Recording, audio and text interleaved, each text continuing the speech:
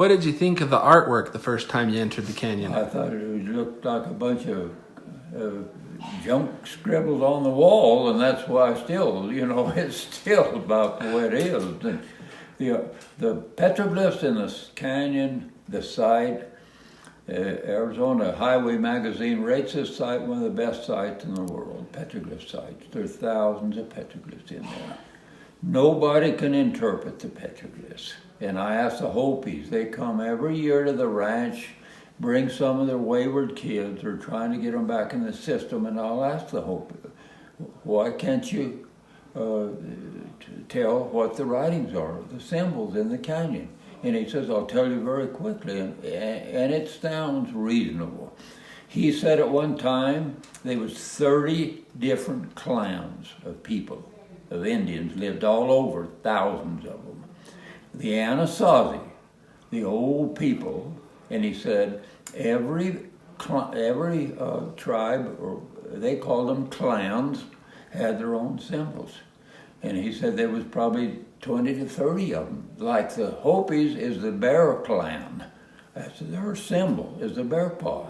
And he said there was probably altogether 30, 40 different clans that was going down in that canyon. It's the only place you can get in the canyon to get water, to get down in and get back out with water. The rest of that canyon wall is straight up and down. I tell the folks the good Lord made this one place for them to get down in, and that's the only place. And it runs a year round, so they used it every day to survive. Yeah. Tell us a little bit about the history you've learned from the archaeologists about the petroglyphs and other sites on the ranch. Yeah, well, the petroglyphs, the archaeologists did a field school there for 6 years. And every year they'd come for 5 weeks. And they would go out and excavate, there's usually 30 of them. 2 of the head doctors were out of the University of Arizona. The other 2 are out of the University of Chicago. They had their groups, and then they had usually 18 students. The students was usually all girls. For the simple reason the girls have the patience to sit on an Indian ruin with a scoop and a brush all day, and the guys 5 minutes and they're pulling their hair out. And I'm one of them. So that's the story behind the petroglyphs in the canyon.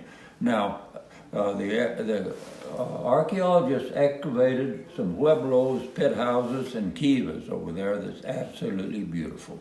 Usually when they leave, they'll fill it up with a blanket, and they'll take and cover it with dirt. And this is for protection of the Pueblos. So the years to come, they're not, they just be blown back full of sand. We had them leave them open when they left. The land is ours. We had to say on what we wanted done on it and what we didn't want done. We told them to leave it open. We'd build a structure around it to preserve it so our people from now on can see how them people lived. And that's what we did. We built a big structure around it. The Pueblos are absolutely beautiful. The ones that they excavated, they figure, is around 1500 AD.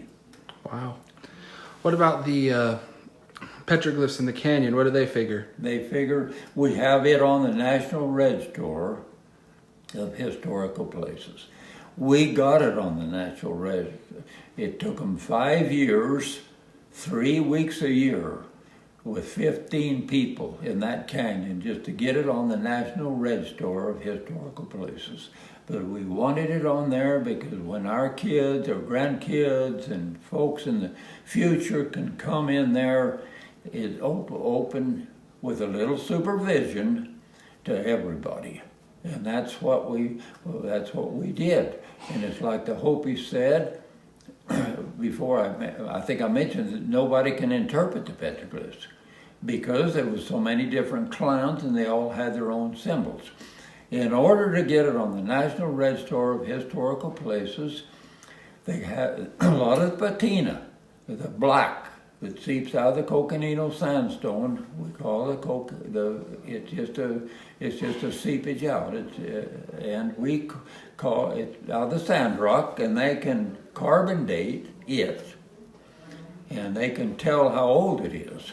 So the oldest petroglyphs in the canyon, they have dated 7,500 to 6,000 BC. That's like 9,500 years ago. They claim them people were in there. Now they're not, of course, they're not all that old, but from this forward, there's a lot that's not. But the oldest ones, 7,500 to 6,000 BC. You tack 2 more thousand years on there, you're talking about 9,500 years. Mm-hmm. What are some of the most iconic pieces there in the canyon? Well, there's 2 things there that I think is very unusual. One of them's a birthing scene. It's a lady giving birth to a baby, and it's a Hopi lady. Her hair is down or up, tied up. And usually after they give birth, they drop it or something. They have their own ideas about this stuff. I haven't figured it out. That's the one of them, and then the other one we call the Cinderella. It's a lady, it looks like a bear paw, with a lady standing and holding her kids on her arms. To me, them are probably the 2 of them. And then there's a lot of hunting scenes. It's nothing but animals. It's beautiful. A lot of stuff in that canyon. There's thousands of petroglyphs there. Yeah.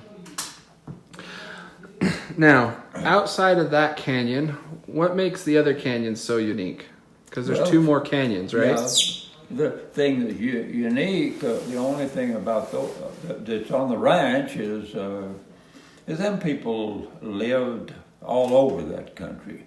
And them canyons, even though there's not water the year round like there is over on Chevelon, where the petroglyph site is, they still lived by these canyons.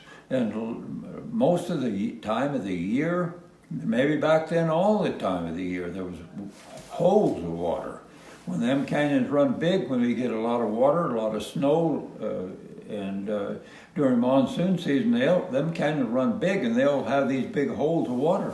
And then big holes of water sometimes will probably back then would last all year long. Mm-hmm. So they had water on them canyons, so they lived near them. That's where the pueblos are, right there by this Chimney Canyon, and it don't run the year round. 3 miles from there is Chevelon, where they had permanent water the year round. So most of the time, they probably had water in them canyons.